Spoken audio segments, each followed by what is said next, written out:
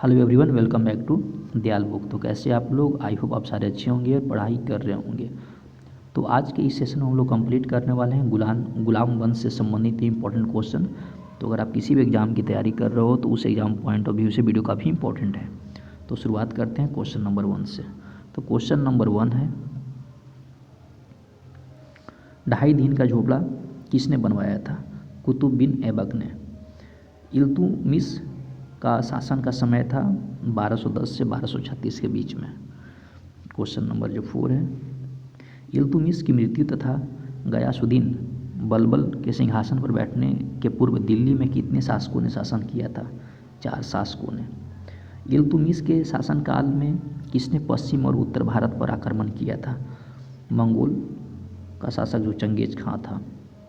इल्तुतमिश को किसके शासक बनाया गया था? दिल्ली के अमीरों ने। इल्तुतमिश को बगदाद के खलीफा द्वारा खिलत कब प्राप्त हुई थी? 1229 ईस्वी में। इल्तुतमिश गद्दी पर बैठने से पहले कहाँ का सूबेदार था? बदायूं का।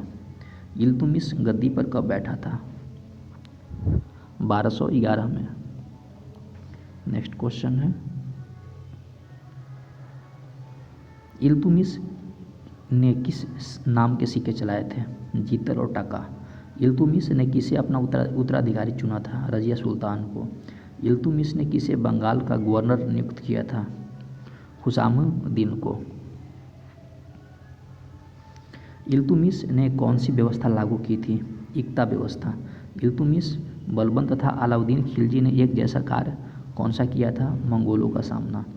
ऐबक का मकबरा कहाँ पर स्थित है? लाहौर में, जो आपका वर्तमान में पाकिस्तान का एक शहर है।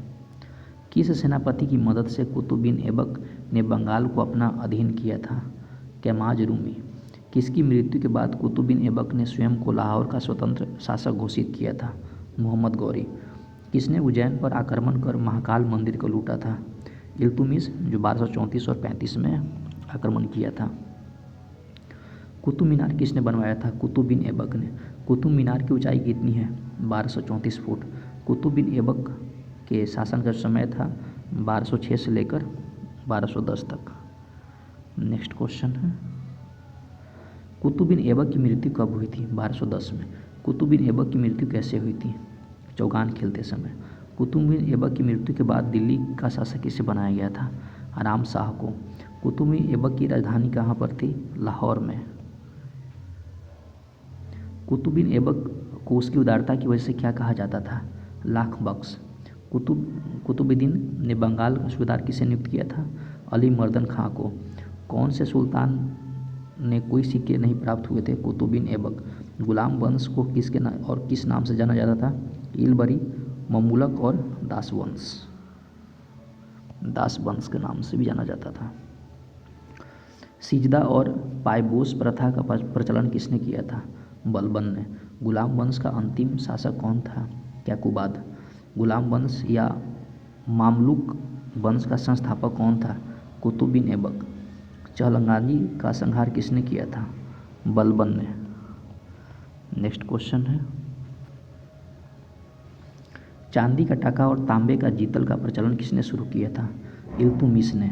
चालीसा या चहलगानी का अस्तित्व किसके शासन में काल में आया था? इल्तुतमिश। तुर्गान ए चहलगानी क्या है?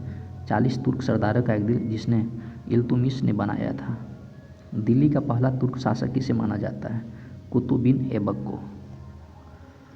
नेक्स्ट क्वेश्चन है, दिल्ली की गद्दी पर बैठने का पहला इल्तुतमिश क्या है?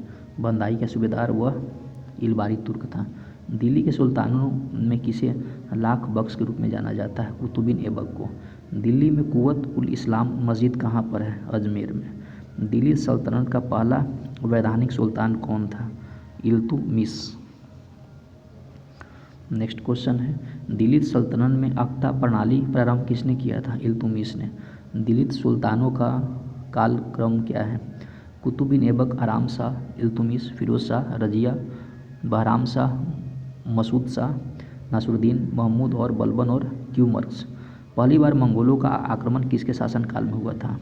इल्तुतमिश के शासनकाल में हुआ था। नेक्स्ट क्वेश्चन है, बलबन अपने आप को किसका वंशज मानता था? अफरासिया। बलबन ने कौन सी उपाधियाँ धारण की थी? जिली इलाह या ईश्वर की प्रतिबिंब की उपाधि की धारणा। रजिया सुल्तान कितने वर्षों तक शासन किया था? 4 वर्षों तक। मिनाह उस सिराज किस वंश के शासकों का समकालीन था? गुलाम वंश। मोहम्मद गौरी की मृत्यु उसके बाद उसके साम्राज्य की वास्तविक दावेदार कौन था? ताजुद्दीन यजलौद, नसरुद्दीन कुबाचा, कुतुबुद्दीन ऐबक के तीनों ही वास्तविक दावेदार थे। रक्त और लोहे की नीति अपनाने वाला सुल्तान कौन था? गयासुद्दीन बलबन।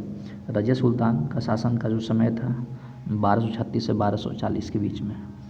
ये आपका इंपॉर्टेंट जो क्वेश्चन है रजिया सुल्तान से भी है, जो एग्जाम में पूछे जाते हैं। इतिहासकार मिनाह उस सिराज के मुताबिक रजिया का स्त्री होना और उसके पतन का कारण था। इल्तुतमिश ने अपनी ही बेटी रजिया का उत्तराधिकारी बनाया था। इसी बीच इल्तुतमिश ने एक पुत्र बारहमशाह ने सत्ता हथियाली और भटिंडा से दिल्ली आते वक्त रजिया और अल्तुनिया की हत्या कैथल के निकट ही कर दी थी। भटिंडा के सूबेदार अल्तुनिया ने रजिया से शादी की थी और रजिया दिल्ली ने 1236 ईस्वी में गद्दी पर बैठी थी। तो ये आपका रजिया सुल्तान से रिलेटेड आपका क्वेश्चन था। और रजिया दिल्ली सल्तनत की पहली और अंतिम महिला शासक थी। रजिया बेगम जलालुद्दीन याकूत को अमीर ए आकुर नियुक्त किया था। तो दोस्तों इस वीडियो में हम लोगों ने कवर किए सल्तनत काल और रजिया सुल्तान से रिलेटेड इम्पोर्टेंट इन्फॉर्मेशन। तो ये जो टॉपिक है आपका एग्ज़ाम के लिए काफ़ी इंपॉर्टेंट है। तो अगर आप इस वीडियो को 1-2 बार देखोगे तो आप लोग कंप्लीट याद हो जाएगा। तो आई होप आपको वीडियो पसंद आया होगा। तो पसंद आया तो लाइक सब्सक्राइब शेयर भी करें ताकि मुझे मोटिवेशन मिले और आप लोगों के लिए डेली मैं ऐसी वीडियो बनाता रहूँ। तो पढ़ाई करते हैं। All the very best. Thank you.